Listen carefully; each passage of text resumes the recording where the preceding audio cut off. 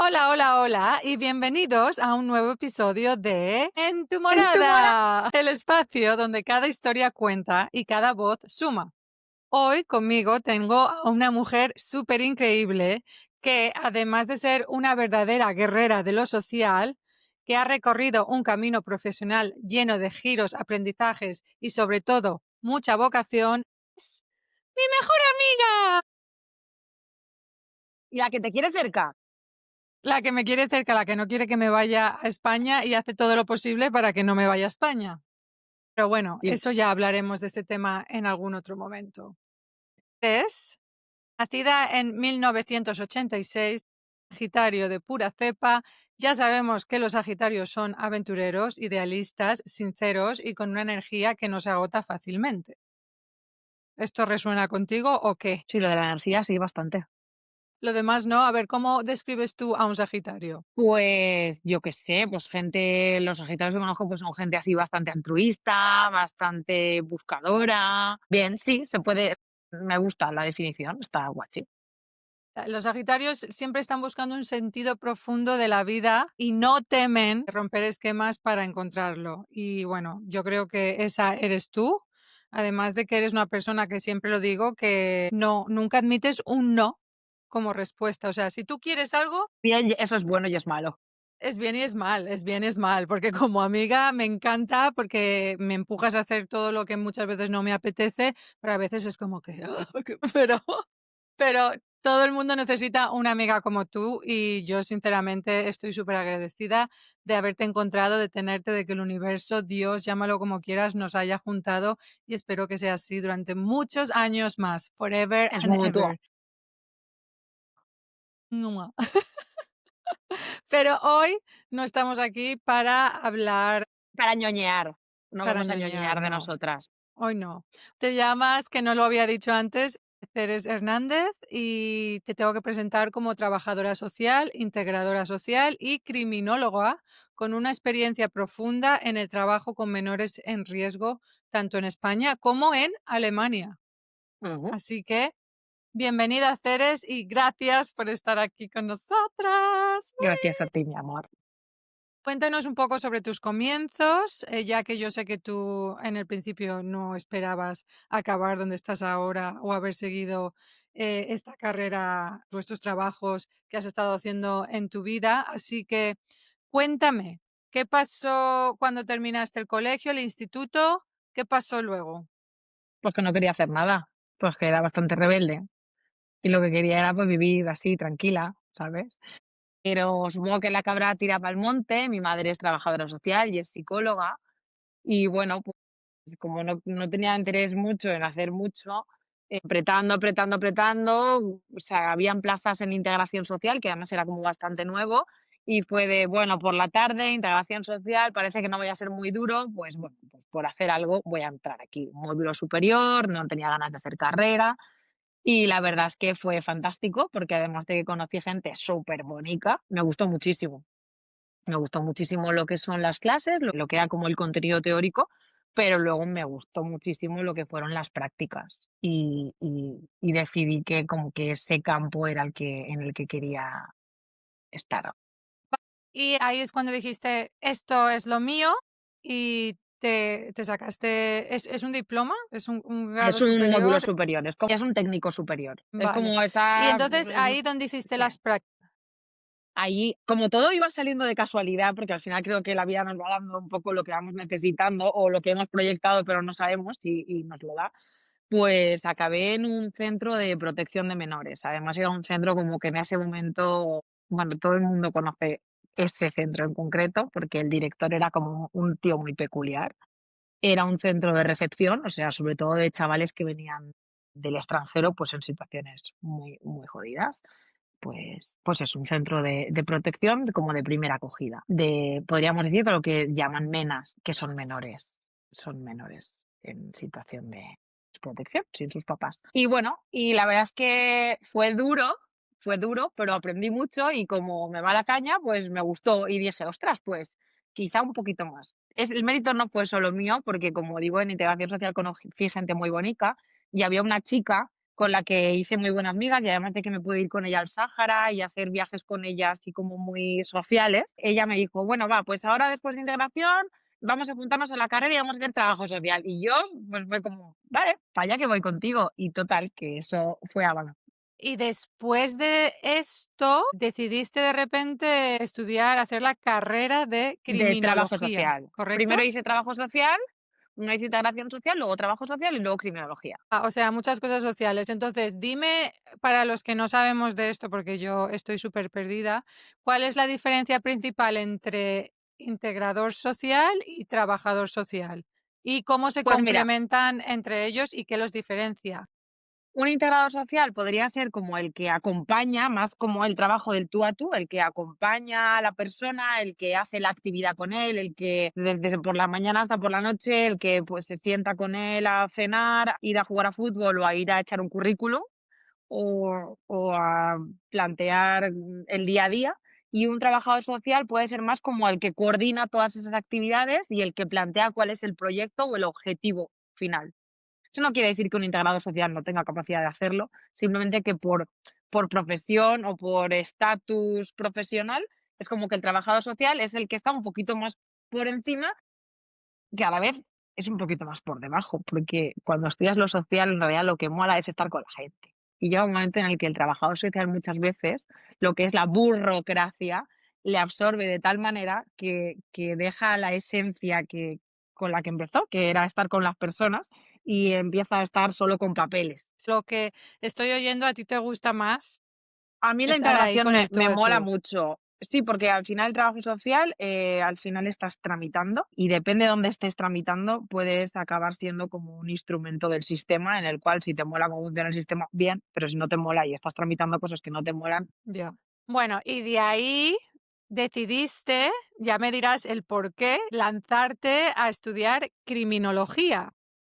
El trabajo social me gustó bastante y también conocí gente súper bonita. Y de ahí las prácticas no me gustaron tanto que hice y decidí que para ampliar un poquito más mi conocimiento sobre el campo de menores, que era lo que inicialmente me di cuenta que era lo que me gustaba, vi que criminología era como que me daba una visión más amplia de lo que era sobre todo los menores con problemas judiciales.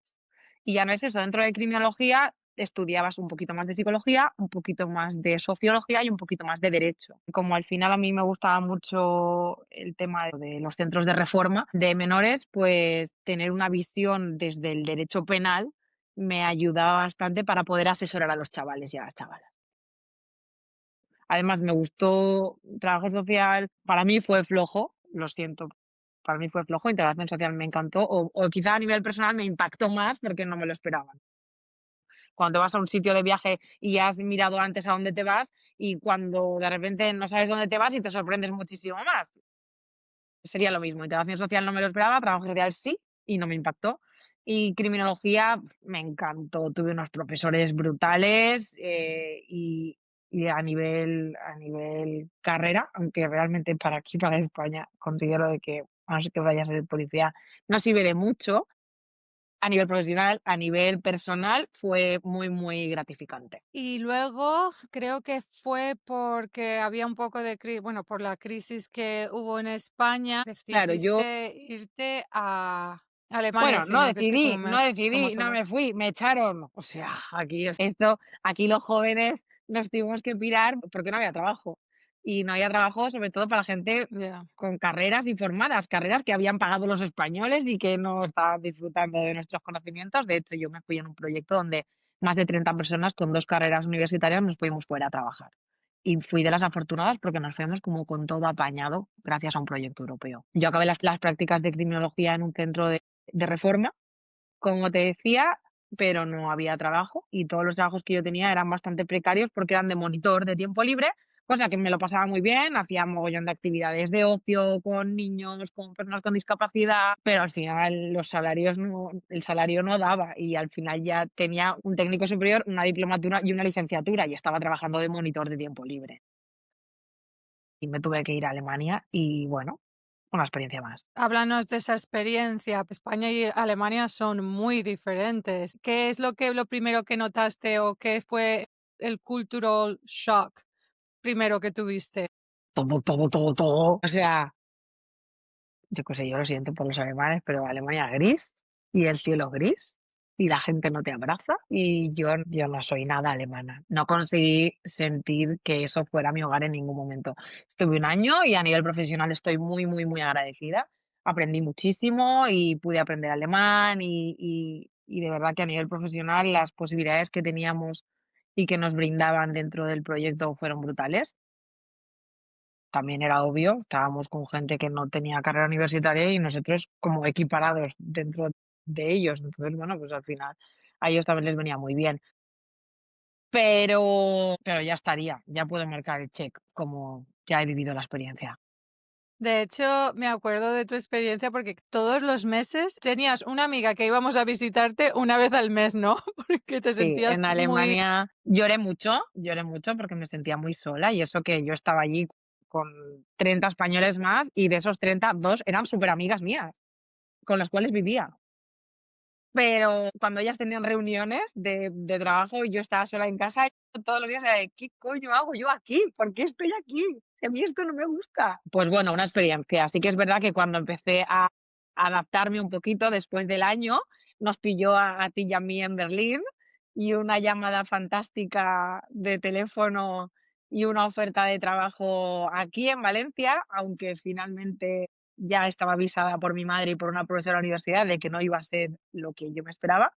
Pero bueno, fue como un rayito de luz de decir, bueno, vuelve a España y intenta hacer lo que te gusta, un poco ya reconocida. A tu regreso ocupaste varios puestos, entre ellos coordinadora de una asociación con más de 70 personas a tu cargo y también fuiste presidenta en otra centrada en salud mental. ¿Cómo fue ese salto de estar de tú a tú con la gente, ayudando a ser la que se encarga de la gestión? Pues a ver, la verdad es que fue muy guay, porque a mí siempre me ha gustado mucho mandar. Entonces ahí mandaba con papeles, porque de la otra manera a veces que mandaba sin papeles y es más irritante. A ver, en la asociación yo creo que me pusieron de presidenta porque yo creo que les daba puntos de decir, mira, la loca esta la ponemos de presidenta y seguro que nos dan subvención doble, porque era salud mental. No, porque la verdad es que ahí éramos como, era un proyecto de colegas y eso fue cogiendo forma y la verdad es que fue muy, muy, muy, muy chulo porque era salud mental comunitaria y hacíamos cosas muy bonitas. Y bueno, ahí en realidad mandábamos un poco todos. Lo que pasa es que yo pues era muy pesada. Pues como Bueno, igual es que mandabais todos, pero la que tenía la última palabra, la que decidía si sí o si no o si tal, eras tú. bueno, la que quizás sí, de últimas, pues me enfadaba más si las cosas no salían o tal, sí, quizá era yo. Pero bueno, no era que mandara excesivamente, sino que era pesada excesivamente, básicamente. Y luego en la otra, que estuve de coordinadora, eso sí que fue un bombazo, porque al final ahí teníamos que estar, pues bueno, era todo gente voluntaria y personas usuarias, y sí que tenía que estar pues un poco pendiente de los voluntarios, de los usuarios, de las familias, los viajes que hacíamos.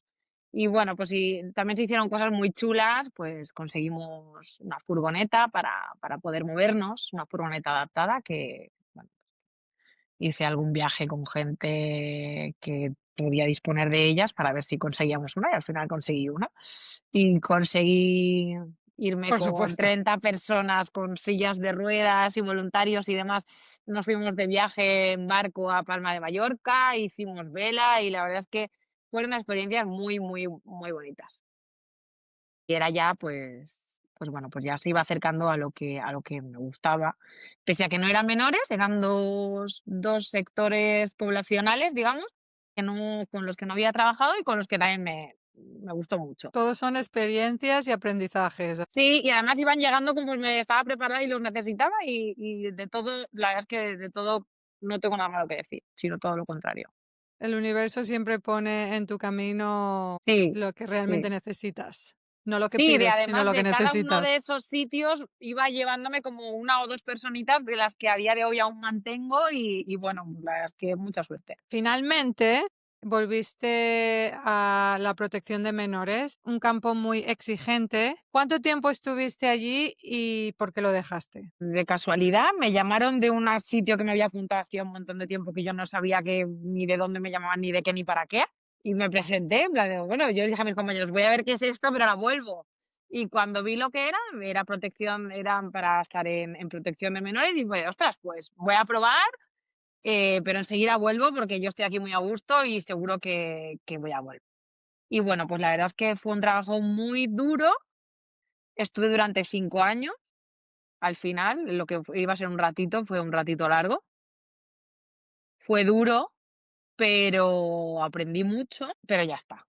Creo que ya está. No sé si volvería, porque al final el tema de menores es algo que me gusta mucho y dentro de que hay un sistema en el cual no estoy de acuerdo con muchísimas cosas, creo que un servicio de urgencia de protección es necesario y así me lo tomé yo durante esos 5 años. Al final éramos como una urgencia que había que aplicar de alguna manera, pero es un trabajo en el que ya no era el contacto directo con los chavales, sino al final era la gestión de qué iba a pasar con los chavales cuando estaban en situaciones muy, muy, muy jodidas.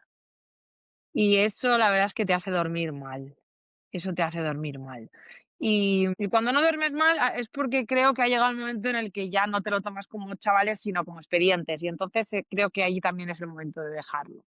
Entonces, yo siempre dije, y como decimos que lo que proyectamos nos van dando, yo siempre decía: "Más de 5 años este trabajo no tiene que ser bueno para la salud mental".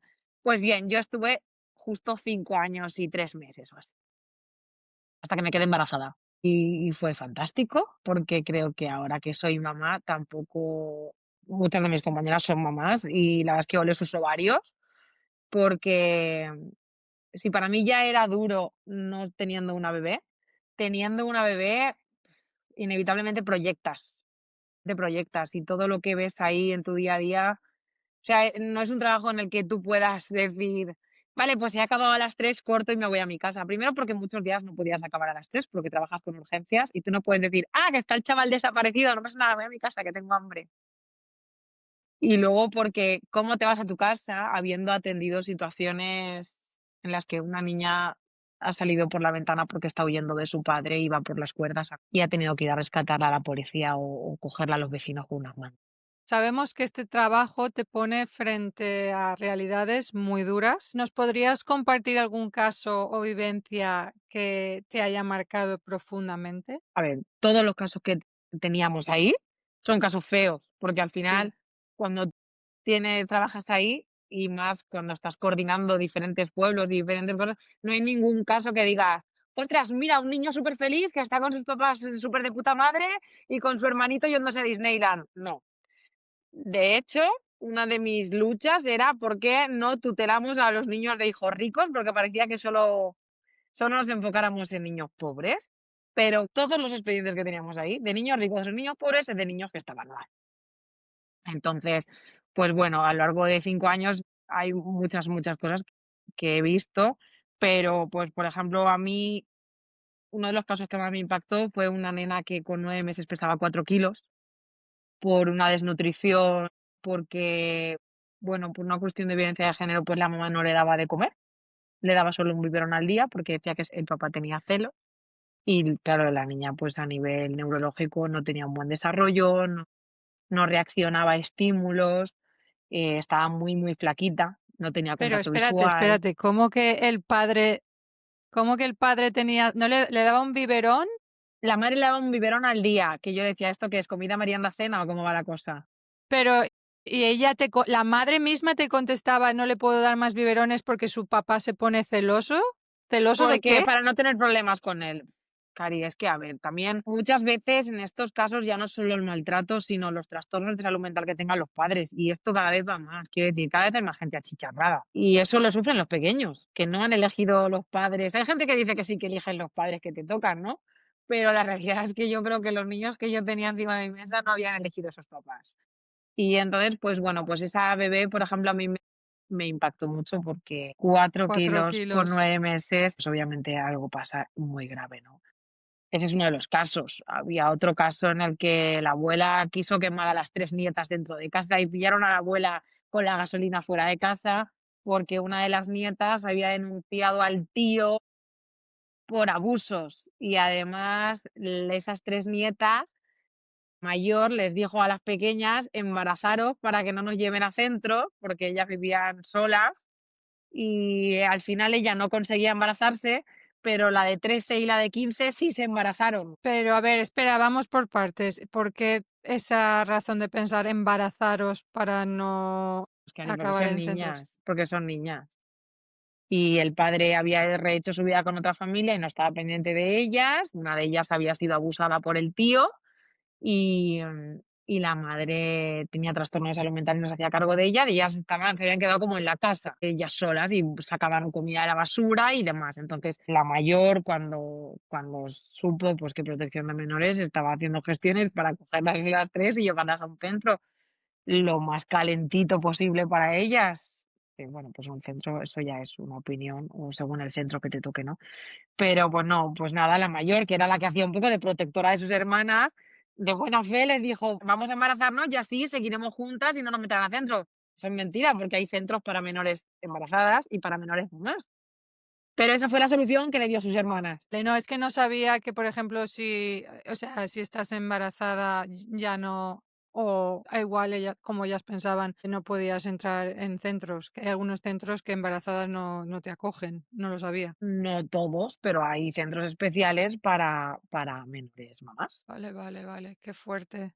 Wow. Yo me acuerdo 2 casos, te voy a decir 2 casos, a ver si nos los puedes contar, que me acuerdo que me contaste tú a mí, que me cambió la vida para siempre, que fue el abuelo que abusaba de sus nietos, porque ahí yo dije: "¿Cómo es posible que no puedas ni fiarte ni de tu propio padre con tus Es que si el hijos?". 80% de los abusos de los menores son dentro del domicilio, son padres, padrastros, tíos, abuelos, son gente cercana. El 80%, ¿eh? O sea, O sea, es lo que muy fuerte, es que no te puedes fiar ni de sí, tus propios familia, o sea, de esos son los, claro, la gente que más se puede acercar a es tus que es la gente hijos. que más cerca puede estar de los pequeños o de las pequeñas.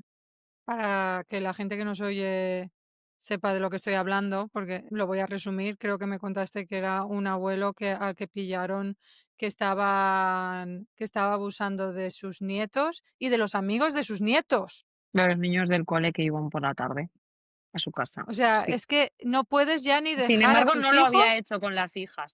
Con las hijas no lo había hecho, con los nietos sí. Y esto sale con el nieto pequeño, ya lo había hecho con los nietos mayores. Es que es muy fuerte, es que es muy fuerte, de verdad. y cómo salió el Pero nieto es pequeño, se lo dijo a quién. a su madre, Ay, su madre ahí es cuando, o sea, esta madre sí sí, que dijo, espérate, y lo denunció. claro. Pero el abuelo era tan mayor que no entra, creo que hasta donde yo supe, porque yo tampoco hacía seguimiento de las medidas que se aplicaban a los mayores, la mayoría de veces. em, el niño se seguía encontrando con su abuelo por el pueblo. No. Luego ya no sé cómo pasó, porque además antes donde yo trabajaba funcionaba de una manera en el que llevábamos solo las urgencias y luego ya cuando se aplicaban medidas pasaban a otro servicio y luego ya se empezó a llevar de otra manera, que era lo llevabas desde el principio hasta el final. Entonces, en ese caso no sé cómo acabó. Durante mucho tiempo ese niño, sabiendo que ya estaba todo claro, se cruzaba por el pueblo con su abuelo. Y luego, bueno, claro, es que esos niños incluso quieren a su abuelo, ¿sabes lo que te quiero decir? Que es que, en fin, Es cómo que son no, niños, es que si a un son niño le niños, dices que el ratoncito Pérez existe y si a un y él se lo cree, y si a un niño le dices que esto te lo hace tu abuelo porque es bueno para ti, quizá él se lo crea.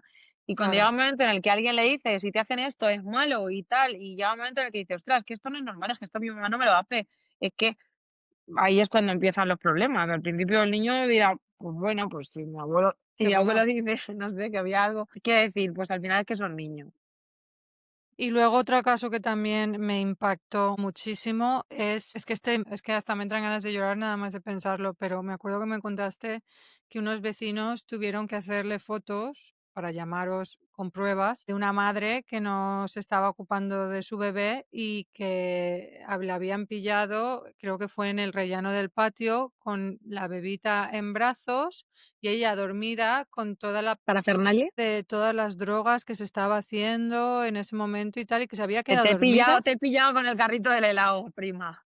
A ver, así Sí. había muchas, quiero decir, al final es lo que te digo, que la mayoría de maltratos no es, o sea, sí eres una cabrona o no, pero la mayoría no era porque sean mala gente deliberadamente, sino porque hay un trastorno de salud mental, hay un retraso mental muy grande, un deterioro cognitivo, hay una adicción muy fuerte en el cual priorizas tu adicción antes del cuidado de tu bebé. Quiero decir, te da por hecho que no es que eres un hijo puta y ya está, sino que algo te pasa. Y la mayoría de casos eres hijo de hijos, o sea, ya has sido una persona maltratada, ya has sido una persona que no ha recibido los cuidados que necesitabas. No siempre. Pues vamos a dar por hecho que una sobre todo en el tema de las madres. Para mí los padres, perdón, yo ahora que soy mamá, para mí los padres son diferentes, pero en el tema de las madres, cuando pasan este tipo de cosas, están malitas, están malitas. Otra cosa es que, por muy malita que estés, tengo que proteger a tu hijo, que como yo les decía siempre, si yo te contara de mi hija lo que yo sé de la tuya, tú también querrías proteger a mi hija. Pues esto no. Ya. ¿Hay más maltrato por parte de hombres que por parte de mujeres o por igual? Son padres. Tú para nacer necesitas un padre y una madre. Responsabilizar a uno o a otro de lo que es el maltrato en sí, creo que no sería justo. Otra cosa es que dentro del abuso, sí son hombres, pero dentro del maltrato, el abandono, incluso un abandono dentro de domicilio, que hay mucho, son los 2 porque al final los 2 son responsables. Quiero decir, sería muy sexista si dijéramos: "Es que la madre no lo cuida", coño, pues que lo cuide el padre. Ya, claro. Sé que han habido muchos casos, bueno, casi todos o todos duros, pero alguno que te hayas ido con un buen sabor de boca de, wow, he ayudado, o sea, esta noche voy a dormir súper bien porque este niño va a estar bien o esto va a parar o hemos encontrado una familia Sí, que, sí, sí. Yo para mí siempre lo dije, tengo un caso estrella, que luché y luché y luché durante, no sé si fueron 2 años, y a día de hoy sigo teniendo contacto con el acogedor. Para mí los acogimientos familiares son el acto de amor más bonito que existe. De hecho, yo sería incapaz de ser acogedora porque es muy brutal, porque al final es entregarlo todo a un niño que seguramente sabes que no va a acabar contigo y que tienes que desprenderte de cómo va a ser su final, pero tú en ese momento le brindas todo tu amor y todo tu apoyo y es muy bonito. Y en este caso eran 3 nenes, que era muy, muy, muy difícil conseguirles una familia que estuvieran los 3 juntos, porque además no eran pequeños, el mayor ya tenía 14 años y es como, ver dónde metes a 3 nanos, el mayor con 14 con una familia, era como mis jefes me decían que yo vivía en un mundo de unicornio rosa, y yo decía: "Bueno, pues nada", como los niños ya estaban como en un medio centro, pero no, seguían teniendo contacto con la familia, era como, ostras, alguien tiene que haber en el mundo en el que estos 3 preciosos chavalitos ya encajen. Y bueno, costó, costó, costó, costó, pero al final encajaron en una familia y joder, a día de hoy siguen en esa familia y son familia. Era un hombre soltero que además a día de hoy está casado y sus hijos son esos 3 chavales, los cuales uno ya es mayor. Y bueno, y es la bomba saber que esos porque era muy sobre todo los acogimientos de gente de niños más mayores son difíciles y son difíciles de llevar, y esto ha sido muy guay. si pudieras pedir ayuda o hacer un llamamiento a gente o padres para que acojan a niños, ¿qué es lo que pedirías? Porque me acuerdo que una vez estábamos hablando de que los casos más difíciles para que acojan son, por ejemplo, con síndrome de Down o niños que tienen discapacidades de algún tipo.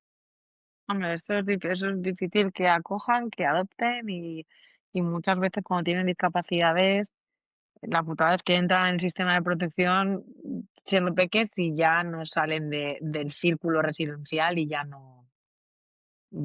se quedan ahí, siempre en residencias de por vida. Si estás pensando en ser una familia de acogida, Hazlo sea el niño que sea, porque es muy guay, porque hace falta y porque no va a ser fácil, pero va a haber una personita de por vida agradecida. Y si no lo está en el momento porque están enfadados, porque es normal, porque al final un niño con quien quiere estar es con su mamá. Aunque su mamá sea una yonki, aunque su mamá sea una fea, aunque su mamá sea una mala gente, un niño quiere estar con su mamá, porque es la que lo ha parido y es biológicamente natural. Pero cuando toman un poquito de conciencia y ven que su mamá no puede y hay una persona que le ha dado amorcito y con la que están a gusto y con la que sienten que es madre, aunque no sea madre, sino no es madre, sino que materna, o no es padre, sino que paterna, pues joder, es muy bonito. Es muy bonito y es muy necesario, sobre todo. No es que en España es el país de Europa donde menos acogimientos hay y eso es una mierda. Nos deja fatal. sí, no lo Sí, sabía. nos deja fatal. Vaya. Supongo que he dicho que yo no soy perfil acogida. Y vamos a acabar ya porque sé que tienes 50.000 cosas que hacer y te agradezco que me estés dando este tiempo, pero desde tu experiencia, ¿qué consejos darías a madres y padres o familiares para detectar señales de alerta en menores? A ver, es que yo no soy psicóloga, eso es más un psicólogo, pero ¿Qué les dirías, ahora que eres mamá y has visto todos estos casos, qué es lo que dirías?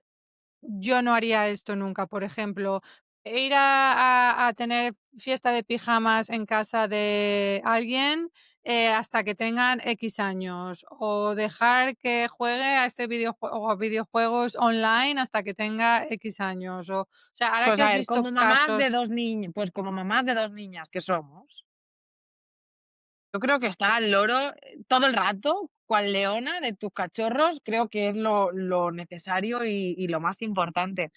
Y, y creo que tú conociendo a tu hija, puedes notar si ha pasado algo. Y puedes ver su ropa, y puedes ver y olerla. Tú sabes cómo huele tu hija. Si tu hija se refrega en un pescado muerto, tú la hueles. Pues si tu hija está, no lo sé.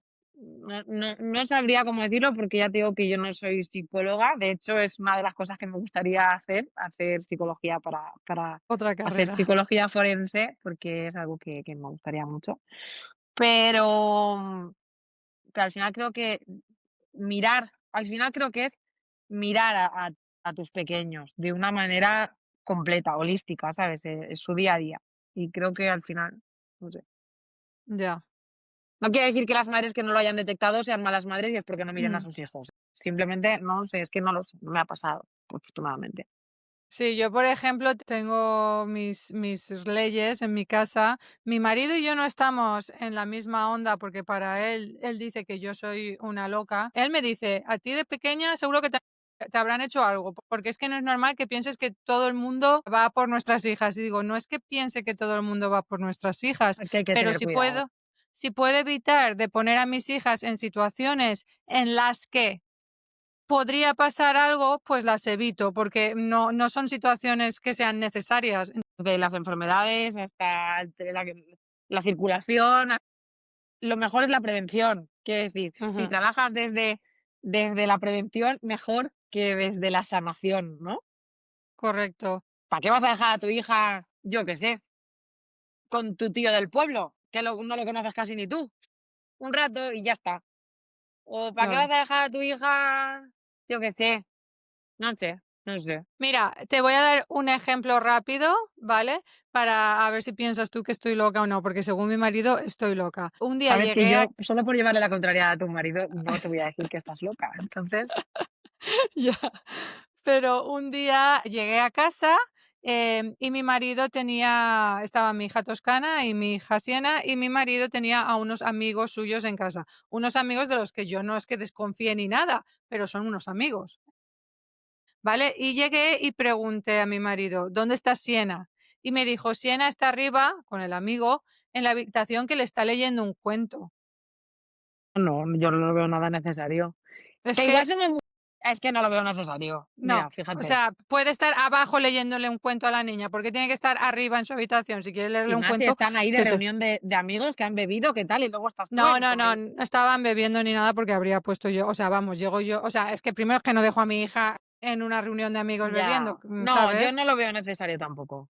No lo veo Pero y necesario. cuando luego cuando, claro, subí, cogí a mi hija, tal, no sé qué, jiji, que te está leyendo un cuento, y dije yo en voz alta: "Cuando tengamos que leer cuentos y tal y que cual, no lo hacemos a solas". Bueno, hice algún discursito así para que el amigo se diera cuenta de que no me hizo ni gracia, y cuando se fue, la hablé con mi marido y le dije: "¿Esto por qué?". Y él: "Ay, Andrea, pero ¿cómo vas? Pero, ¿por qué siempre estás pensando cosas raras?". Pues no, pues la niña quería que le leyera un cuento, le enseñó el cuento y él, pues, se lo estaría leyendo, la puerta estaba abierta, no, ¿sabes? Dando como Da excusas, pero claro, igual. a mí En la eso me cama es está como, con su papá y con su mamá, y fin.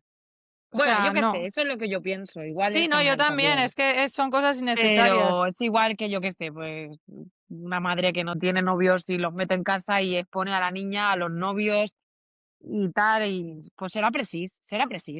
No, no es precis, No es no es precis, precis. no es precis. ¿Que no tiene que pedir Bueno, nada? Pues no. ¿Pero que puede? Pues sí. pues sí, y yo después de hablar contigo ya tengo claro que pasa más no, ya no solamente de hablar contigo, de hablar con muchas amigas a No, las esto no que es que yo lo sepa y sea un secreto mundial, no, que es sabido que, siempre los abusos, ¿dónde se dan? Pues donde se puede, ¿y dónde? Pues en los entornos más cercanos. Es más claro. difícil que uno de la calle coja a tu hija y se la meta en un garaje que la coja tu hermano, yo qué sé, ¿sabes? Sí, Perdón, Eduardo, que yo te no, amo. sí, sí, sí, no, ya sabemos que no estamos hablando de mi hermano. Pero sí, o sea, es que yo no me fío, no. Después de todo este recorrido ¿qué te ha enseñado el trabajo con menores sobre la vida, las personas y sobre ti misma?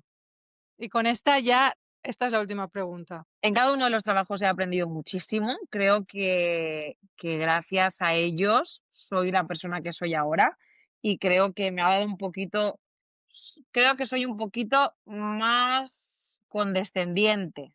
Lo intento. Igual soy una persona como que antes era como, mira este, qué cabrón, o mira esta, qué hija de puta, o mira, es que tal, es que esto, soy como muy rotunda a veces y creo que gracias a los trabajos que he ido teniendo, intento entender a la persona más desde el contexto, desde la sistémica, desde qué es lo que le ha pasado para estar así, un poquito más humana, no tan robot. Y bueno, supongo que eso pues me ayuda en mi día a día con mi familia, a estar un poquito más tranqui, a no ser tan Rottelmeier y tal, cosa que me cuesta. Si te tuviera que decir ellos, Te cosa que dirían me otra cosa. claro. Pero yo me noto más tranquila, imagínate, ¿sabes? ¿Cómo podía ser con 20 años? Me noto más tranquila. Gracias A ti, por por venir. estar sí, gracias por estar conmigo, porque sé que estás superocupada, y gracias por abrirnos a tu historia con tanta honestidad, por compartir momentos tan profundos y por esa labor silenciosa, pero transformadora que has hecho y que sigues haciendo, no solamente con los niños, hasta conmigo, y que muchas veces no se valora lo suficiente. No hago nunca para que nunca he hecho nada, o sea, todo el tema de laboral y de voluntariado, eso sí que claro, no lo he hecho por reconocimiento, lo he hecho por necesidad. De hecho, muchas veces he sentido más que ayudando me ayudaba yo que ayudaba a alguien. No, sí, te entiendo, porque cuando haces algo Pones el modo rosa para alguien, el modo rosa en realidad te te está vuelve. beneficiando a ti, entonces Sí, no, o sea, es muy guay. He tenido suerte de eso. es muy guay. Y bueno, a los que nos escuchan, si conoces a alguien que pueda necesitar ayuda o guía, no dudéis en compartirlo. ¿Nos podrías decir, Ceres, si hay alguien que necesita ayuda, qué es lo que primero que deben hacer o dónde pueden ir? No te digo A sitios ver, en el caso concretos de los porque menores hay teléfonos de emergencias, o sea, tienen servicios sociales de su pueblo, de sus ciudades, donde siempre que sea un menor y vaya y llame y diga necesito ayuda porque me está pasando esto, le van a ayudar y le van a dar prioridad siempre. Y hay teléfonos, pues, el teléfono de emergencias, el teléfono de la policía, donde siempre va a estar, siempre se van a priorizar los casos de menores. Y bueno, pues para eso están. ya. Entonces se meten en internet y con que pongan servicios sociales o servicios sociales de emergencia o policía, ahí lo tienen los números, ¿no? Claro, claro, claro, claro, como si mandan un email. A ver, lo mejor es que vayan. La mayoría de casos así más fuertes de adolescentes abusadas o de tal es porque han ido directamente al centro, porque muchas veces por teléfono a veces es un poco difícil. Pero bueno, si no, llama al 091 o al 112 de emergencias y ahí sí lo van a coger seguro y puede contarlo. Y recordar que detrás de cada historia hay una persona y a veces una red de apoyo que puede empezar con un simplemente escuchar. De nuevo, muchísimas gracias por estar aquí, por toda esta información, por compartir tu historia y algunos de los casos. Y nada, muchas gracias y nos encontramos en el próximo episodio de En tu moradas. En tu morada. Muy bien, y ahora bailamos. Tu ¿En morada. Tienes serio? que bailar, sí. Ah, vale.